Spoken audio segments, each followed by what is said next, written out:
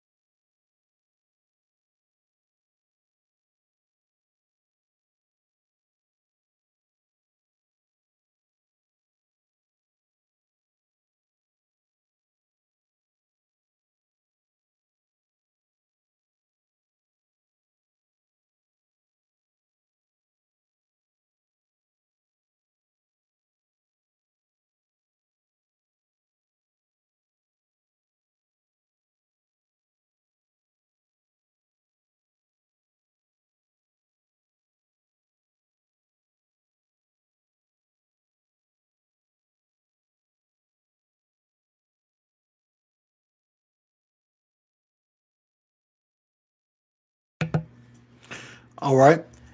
So, yeah, we're going to go ahead and get started now with the show and everything. And I'm hoping everybody gets to tune in. And, I know there'll probably be others who get to watch this later, but hopefully everybody enjoy the show. I apologize for my tardiness of being a little late starting the show. I had some things I had to take care of and things like that.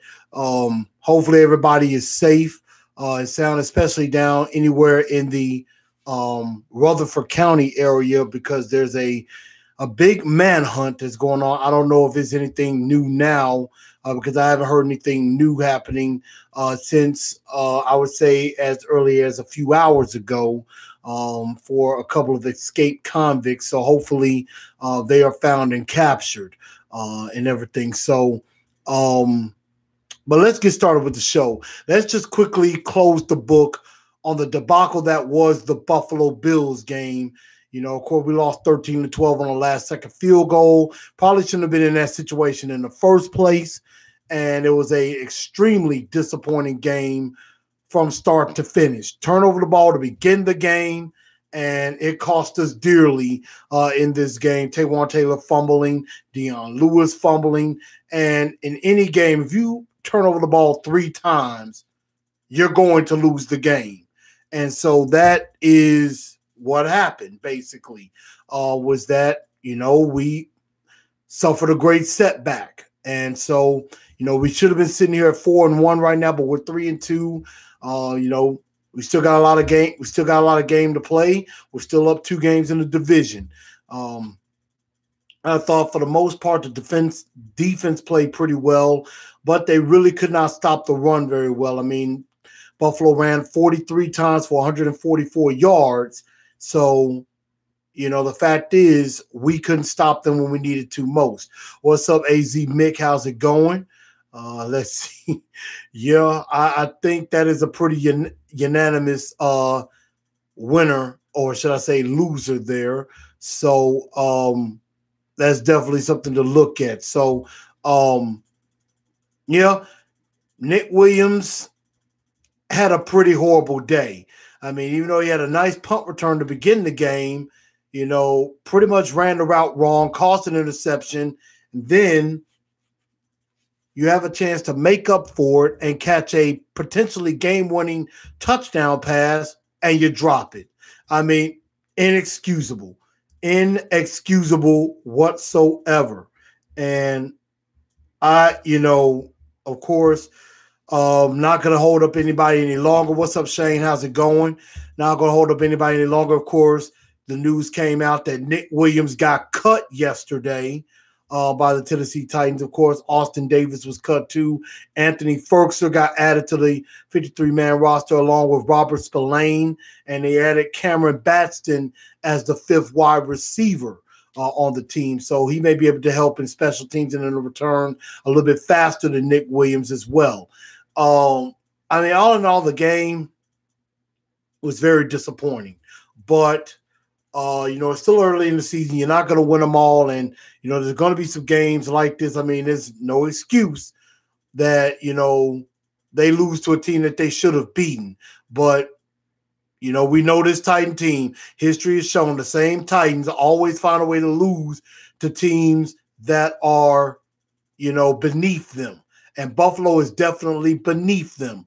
And they found a way to lose. So, I mean, that, a lot of blame to go around with that. So, I mean, there's a lot of things you can look at. You can look at Nick Williams. You can look at, Taywan Taylor and Deion Lewis fumbling the football. You can take a look at Kamale Correa, who had the bad penalty, or who had a bad penalty that, helped out Buffalo on one of their last drives. So, I mean, there's a lot to look at with that. And, it was just one of those games, basically. So it's not much more to be said on that. And it is what it is. So, we had a chance. We could have won, but we didn't. And now we got to come back home and regroup. So let's go ahead and get to it and close the chapter on that one. We give out the award for Two-Tone Blue Star of the Week. And I think it's been, from what I've seen, it's pretty unanimous where we're going to go with this. As far as I've seen, a few votes on that. So get your votes in. Who y'all think the Two-Tone Blue Star of the Week is on that. So I'll give y'all a couple minutes to do that. But I have seen some nominations. Shane, of course, coming in saying Ryan Suckup, who got him some fantasy points. Honorable mention of Dory Jackson getting that pick when we needed a huge stop. So those are definitely some good choices. AZ Mix says Ryan Suckup, definitely for Two-Tone Blue Star of the Week. You could also, you could definitely give a possible vote to, definitely to Ryan Suckup. Jayon Brown, Daquan Jones had a good game as well. So, I mean, there's a couple of Star of the Week nominations. It ain't too many. But it looks like the way that it was going, I think this is a unanimous slam dunk. Honorable mention will have to definitely go to Adoree Jackson.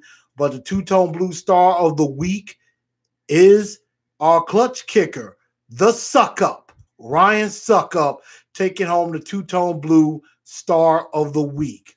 And, of course, as usual, if there is a Star of the Week, there is also a Dunce of the Day, somebody who just was horrible in the game. And I guarantee you there are plenty of possibilities to go around. So, I mean, there are a lot of possibilities we could go with that. You could go with Nick Williams. You can go with Taywan Taylor. You can go with Dion Lewis. You could go with, Tyler Merritt's coming in from the offensive line. You could go with Rashaan Evans, who struggled a bit defensively. So, I mean, there's a lot of ways you can go. You could go Mike Vrabel. You could go Kamale Correa. You could even go Matt LaFleur for his play calling. And honestly enough, I have to say Matt LaFleur has to be an honorable mention. Absolutely. Because I don't know what the game plan was as far as offense. I mean, it just seemed like there was no plan. There was no balance. There was no plan. They didn't run Derrick Henry enough, and they really didn't try to attack downfield and everything. So I just, I didn't understand or even know what the game plan was on the offensive side of the ball. And you could even slightly give a little bit of a dunce of the day nominee to Dean Pease. I mean, defensively, we just couldn't stop the run for some reason. But, we did well in certain parts, but we just couldn't do it when it mattered the most. Let me take a look at some votes. Obviously, we've gotten quite a few votes for Nick Williams, obviously. I saw something from A.J. Jordan as far as Rashaan Evans as a possibility. AZ Mick, of course, saying Nick Williams. Mama's boy, Nick Williams. Definitely on that.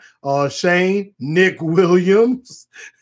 So I think there's definitely a unanimous choice on that. And so the dunce of the day will undoubtedly go to the one and only Nick Williams, who is, of course, former Titans receiver Nick Williams now. So, I mean, some people were like, well, gee, why didn't Darius Jennings got cut? Because Darius Jennings actually made some plays and made up some things in the Buffalo game. And, Nick Williams made two game-changing mistakes in this game. Darius Jennings, made a mistake, but at the same time, we were able to overcome that. But Nick Williams, I mean, not only caused the interception, but then drops a crucial, possible game-winning touchdown. That's just inexcusable. So that's why Nick Williams not only is the dunce of the day, but he got cut yesterday by the Tennessee Titans. So, I mean, I absolutely agree. And, of course, Shane comes in and says, Nick Williams, good thing he's gone, would be 4-1 right now if he caught that. Of course, the touchdown pass. Honestly, may have scored another touchdown if he had caught that pass. So, Nick Williams, if he had ran a little bit faster, could have scored on a punt return. And then, if he caught that touchdown, he might have 2 scores on the day. So, I mean, Nick Williams deserved to have been cut. Everybody was hard on him, but, I mean, inexcusable what happened in that game. So, Nick Williams, the dunce of the day. And so, that, of course, and this show is being sponsored, of course, by my friend, my cousin, my family, LaCrystal Cleveland of Craft Gasman Creations. And y'all know what to do. Y'all need to hit her up. Haven't heard anybody getting the new shirts yet, getting some of the shirts yet. Y'all need to hit them up. And y'all know what to do. Spread the word about the show. As I'm pretty sure a lot of you saw my segment on TN Nation. If you haven't seen it, it's on my Facebook page. It's also on the TNT Enforcers page. The full segment of it as I watched it. So, got to be on there, and a lot of people saw it and everything with that. So definitely spread the words and everything about Craft Gatsby Creations, you can hit LaCrystal Cleveland up in her inbox. Just let her know that Chris of Titans and Truth sent you, and and she'll be able to hook you up with that. She'll definitely see about making a shirt for you. So definitely hit her up about that, and definitely wear your Titans and Truth apparel and wear it proudly. And so you can definitely hit her up. And I think you can get a good shirt for $20, I believe, $20 or $25 for that. And of course, she'll have to ship it to you as well. So definitely hit up Craft Gatsby Creations on Facebook, also on Instagram at craftgasmic_creations. Okay, so definitely hit her up. She's a great sponsor of the show. So now that we've gotten that done, now let's go to one of my favorite segments of the show, and that's Pick My Brain. Pick My Brain. And y'all know what it is. And if you don't, this is a section of the show where you get to ask me questions as far as the team. And you get to ask me questions, and I'll definitely answer them the best way that I can that's going on about this team. So, if you're listening here on YouTube, hit me up with some questions. I got a few questions on the TNT Enforcer page that I'm going to go ahead with. So feel free to ask away, okay? So AJ comes in saying, inside linebacker, if Woodyard is out again Sunday, Brown is starting, but right now Compton is best player overall right now, then Evans. Now, Woodyard practiced on a limited basis today. So, I mean, that's pretty decent news. We'll see how far he goes a little bit further. I think Rashaan Evans is going to get better as time goes on with more reps with that. He missed the entire off season because of injury. And so now, he's trying to catch back up and get back in the fold. He's really trying to learn on the fly. So, that's going to take some time. But I think, as he gets more experience, he's going to only get better, in my honest opinion. Let's see. Okay, I see Mama Boy just commenting saying Malcolm Butler didn't hold his block on the punt return. Nick Williams should have scored. Well, we will never know that now since Nick Williams is no longer on the team. So, it's kind of sad. Nick Williams still should have found a way to get into the end zone anyway. But let's see. Got some other questions. Mike Corbo comes in on Facebook on the TNT Enforcers. Do you think if we had given Henry the ball more against the Bills, we would have won? He was getting yardage against them. Now, I agree. I do think Derrick Henry should have gotten the ball a little bit more. There was a 3rd-and-1 situation where they had Dion Lewis in the game instead of Derrick Henry. I probably would have stuck with Derrick Henry on that. I think Derrick Henry, on them short yardage situation has to be the guy that gets the football and can get you 1 yard. If you don't believe Derrick Henry can get you 1 yard in a short yardage situation, something's not right.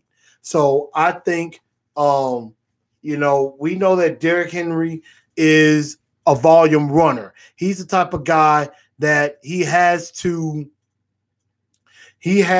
get the ball more to get going. But at the same time, I mean, if you're a big-time running back, you don't need a bunch of carries to get you going. You'll get going on the first carry, on the second carry, and going on forward. But, Derrick Henry gets stronger with more carries.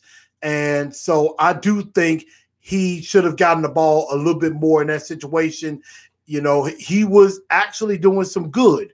So, I mean, they should have gave him the ball a little bit more and maybe Dion Lewis the ball a little bit less with that. So that's, a lot of what I would put on that. I think Derrick Henry should have gotten the ball a little bit more. And I think, honestly, they need to have some formations where Derrick Henry and Dion Lewis are lined up at the same time in the backfield. That way you can kind of confuse the defense and nobody knows who's getting the ball. So that's what I would think as far as with Derrick Henry doing that. So Butchie coming in and saying Henry is the only Heisman winning running back not drafted in the first round during the Super Bowl era. Do you think that was a red flag that maybe teams seen something on tape or at the combine that he may not ever be a true every down back? The running back position has been very much devalued. In recent years, they're really going into a passing league now. And so, a lot of the running backs now are backs that are a little bit more shiftier, a little less stocky, and are ones who maybe can give a little pass protection and can catch passes out of the backfield. So that is what the running back has to do, like a Todd Gurley, who not only can run in between the tackles, but can also catch passes out of the backfield. So that is something that running backs could do to be of value, but the position itself has been more devalued more than anything. Mama's boy coming and saying we can't give him the ball 30 times hoping he breaks one. We'll be down 2 scores by that point. And then, of course, T Swag 1420 coming in and saying Henry can't block. Now, that is a bad part of his game, is that Derrick Henry is not very good in pass protection, which was something that former Titans back DeMarco Murray was good at. And that is something that, Derrick Henry has had trouble with, is pass protection and helping out of the backfield in the passing game. But that's why Dion Lewis is here. So, Derrick Henry better get better in pass protection if he's going to have any value to this team in the future. So that's just what I think as far as it could be a red flag. Maybe that is something that somebody's seen, but the running back position was very devalued. So you didn't really see any running backs going in that first round of that draft. I believe maybe one back went in the first round. So that tells you how unvaluable the running back position has become at times, especially early in the rounds, early in the first round of the draft. So that's what I kind of think on that. And, of course, Mike says, the only way to know is to let them loose. But I mean, we got to let them loose, but at the same time, we got to play within the offense. And the offense, I think, is geared toward more of a passing offense now.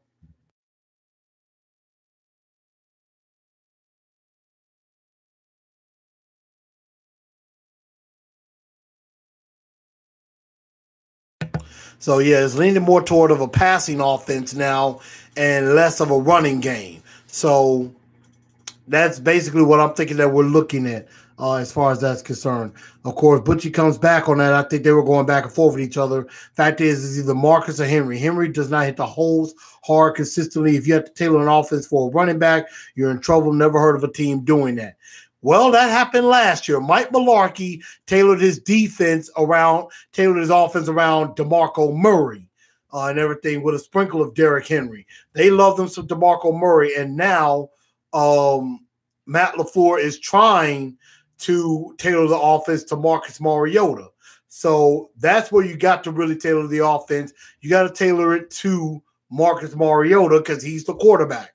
And Mama Boy coming in and saying Derrick Henry's in his third year. Do you think he'll be re-signed? I don't know.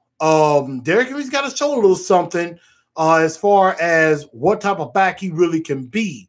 I think he, could definitely do some good for us. But if they don't get a lot out of him this year, they may look at a more shiftier back who can run between the tackles and also can help in the passing game. Bryce Love would be a nice pick in this situation because, I mean, he, is definitely a very explosive back himself. So, but that's draft talk. I'm not going to really go into all of that. So, and then Shane, has a few questions. He says, do you see our run game finally coming alive this week? First off, I don't know. I don't know if the Ravens are going to be the team you want to try to establish the run against since, going into this later. The Ravens are in the top 5 in almost every defensive category. I mean, they are, they're number 2 They're the number 2 overall defense. They're the number 2 overall defense, as in yards. They're tied for third. They're tied for third in scoring defense, and they are both statistically ranked 4th against the pass and the run. So, it may not be easy to establish the run against the Ravens. Now, there may be some opportunities, but we'll have to find out. But this Raven team is not going to be easy to run on. Let's see. Do you think we'll be able to score 10 or more points on the Ravens in the second half? They've held all the teams they faced to 9. Well, if they get any kind of a flow offensively, then yeah, they might actually have a chance at that. I mean, Baltimore had a very good defense last year, and we found, some ways to defeat them and stuff like that. So, I mean, it depends on the game plan. They're going to have to find an effective way to beat this Raven defense, but this defense is not going to be easy to score up against. Let's see. I see OG Badass Dippers, Skull Rebel. What's up with you? How's it going? Let's see. Shane, another question. He said, who needs to step up the most this week for the Titans? Everybody. The entire team needs to step up as a whole. It's not just one player. I mean, I would say Derrick Henry. I would say Dion Lewis.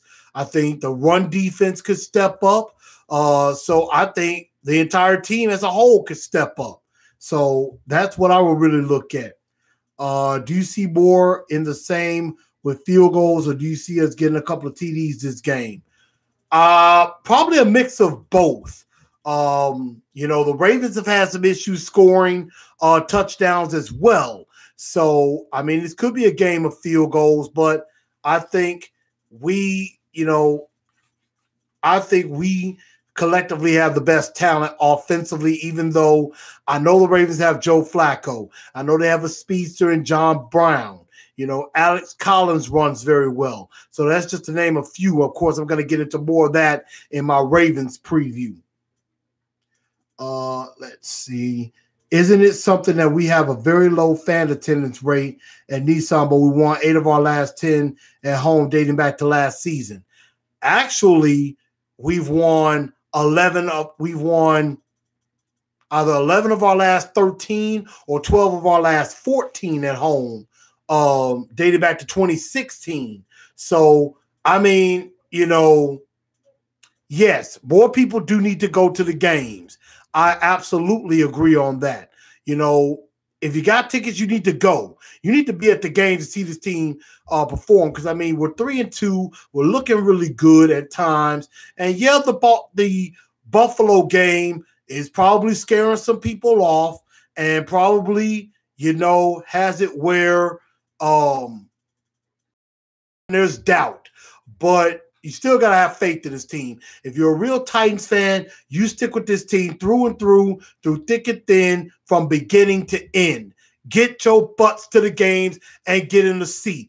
I'm going to be there. I'll probably be there tailgating over in Lot R, so I'm probably going to be out there. So, definitely come catch me. Most likely, I'll be in my Titans of Truth shirt, whether it's this one or the light. I'll probably have my mask. So, definitely get up with me on that. But that's just real. You know what I'm saying? As far as this team, yes, there's a lot of work that needs to be done, but the Titans can get the job done. They just have to they got to play their game. They got to play it smart. They have to play tough, smart, physical football. And if they do that, then they have an excellent chance to win this game. The Ravens are beatable. They are definitely beatable. They're not unbeatable. I mean, look, the Browns beat them. So, to say that they can't win this game, it's not out of the realm of possibility. Let's just say that. So, looks like that was all the questions I have for Pick My Brain. If anybody has any other questions, I'll answer them outside of the outside or offline. So let me go into the Baltimore Ravens. Let's get in and preview this Ravens team. Again, they're 3-2, just like us. They're coming in. They're probably coming in a little bit upset because they lost to the Browns. But at the same time, you know, we have an advantage because we're at home.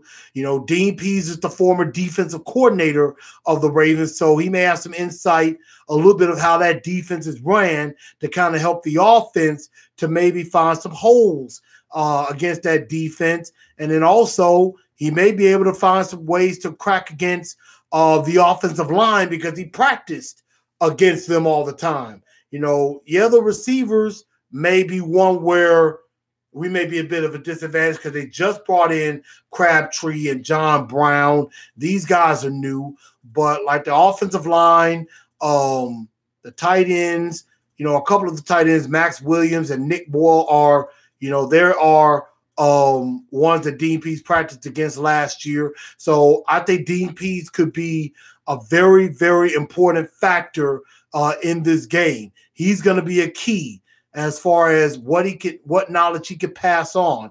And I believe Marcus even said after practice, he said, you know, him and Dean Pease were going to have a sit down about the Ravens defense. So basically try to help Marcus find a way to attack that Baltimore Raven defense because, you know, they got Brandon Williams. They got Terrell Suggs. You got Eric Weddle and Tony Jefferson. So you got C.J. Mosley and Brandon Williams. They got some good players on that side of the ball.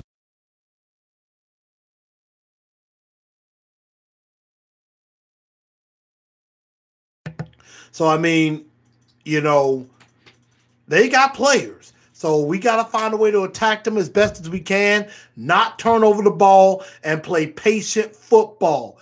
And, you know, if we don't let them score, hey, I'm perfectly fine with, you know, run, pass, punt, or something like that as far as, you know, just playing a smart football game. So that's just what we have to do on the offensive side of the ball. Be patient, you know, play to your keys.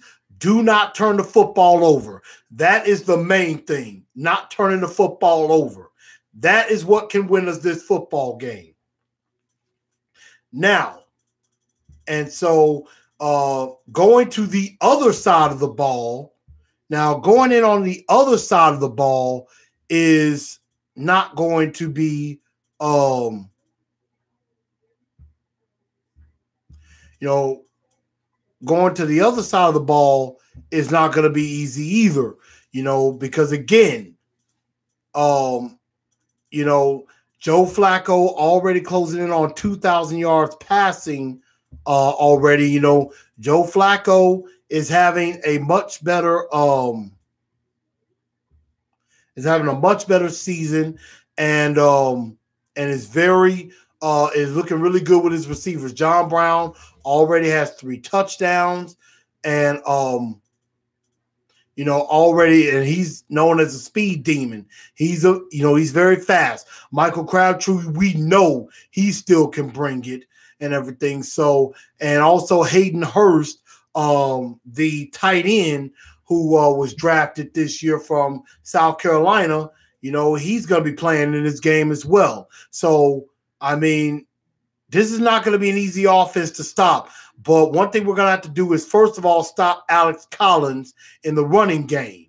And, you know, we got to definitely make sure that he does not play an effect on this game.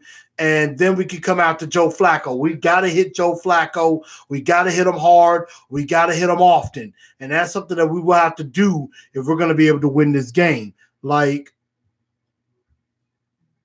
you know, for example, I'm looking at Baltimore. They're top 10 offense. They are a top 10 offense. You know, passing the football, they're 7th. They're 7th passing the football. You know, that's pretty much to our strength because we are, you know, top 10 in stopping the pass. But, you know, running the football, Baltimore is 24th. They're 24th in running the ball. And so they're probably going to be relying on passing the football, but they're going to think because we're 24th or 25th in run defense that they think they may have some success on us. So we've got to, one thing about run defense is you got to tackle. You have to tackle. You have to wrap up. And that is where, if the Titans are going to have a chance to win this game, they're going to have to tackle well. And that's where they're really going to have to pick some things up, and they have to key in on that. So if they could tackle better and they can get stops on the run, then that's where we could peel back, get out to Joe Flacco. We could double up on John Brown and Michael Crabtree so that they're not effective. I think what they're going to have to do, I will put Malcolm Butler on Michael Crabtree the whole game. I will put Adoree Jackson on John Brown because John Brown is fast. Adoree Jackson is just as fast. So that's what I would do in that situation. And so, you know, and just to protect from Kevin Byard being beat deep, you got to have a safety over the top. So that's just what I would try to do if it was me. So, you know, those are a couple of my Blue Enforcer keys to victory. You know, be patient on offense and, you know, pick apart this Raven defense. Take some shots. Don't be afraid to take some shots on them. Number two, on the defensive side of the ball, you got to be fundamentally sound. Wrap up, tackle, and do not let Joe Flacco just pick you apart. Number three, special teams is going to be very important. If Cameron Baston is returning punts or anything like that, you know, be smart about it. Just hold on to the ball. And then last but not least is Dean Pease. I think Dean Pease could be the big difference between us winning the game and us losing the game. So Dean Pease has to provide some knowledge as far as how that defense goes and also a few tricks of how the offense works. So Dean Pease is a very, very big deal in this game. So I'll be giving more, talking more, prepping about the game on the pregame show this Sunday before I head down and tailgate. But I will definitely say I think this is a game that the Titans need to win. They have to win. And I will give my prediction on Sunday as who I think will win this game on Sunday. But again, this is going to be a tough football game. This is going to be a tough knockdown, drag-out fight. You know, Corey Davis, I think they may have some chances against this corner, against the corners. Now, I say they got to attack in the middle of the field because they do have two very, very good safeties in Eric Weddle and Tony Jefferson. So, you know, Jimmy Smith and Marlon Humphrey, I think they could be attacked. And so I think you got to take your chances on that. Get Taywan Taylor and Corey Davis in the middle of the field. Get them to run after the catch. And don't, you know, maybe not super attack deep unless, you know, you got one-on-one. So that's what I think can happen. And that's how I think we can win this game. But that's what I think will happen in this game. And before we do get out of here, again, definitely check out the TNT Enforcers page. You could definitely see my segment on TN Nation, or you could check my personal page at Chris A. Newell, and you can see it has already gotten over 1,000 views already and stuff like that. So on Facebook, so I think it's already got that, and already over 150 views on Instagram as well. So definitely check that out. And let me know what you think. And I will be out tailgating this weekend. So I'm definitely going to be out there and trying to have a good time and stuff like that. And I hope to see y'all out there too. And again, check out Craft Gatsby Creations. Get your Titans and Truth shirts. Like I said, get these shirts. Stay up on the show. If you haven't subscribed to the channel, hit that subscribe button. And definitely check me out. And that should be on this side. And then if you want to take a look at some previous episodes, it's on this side. So definitely check that out. Thank y'all for tuning in to Titans and Truth. I'm your man, Chris, and I will holler at y'all on Sunday.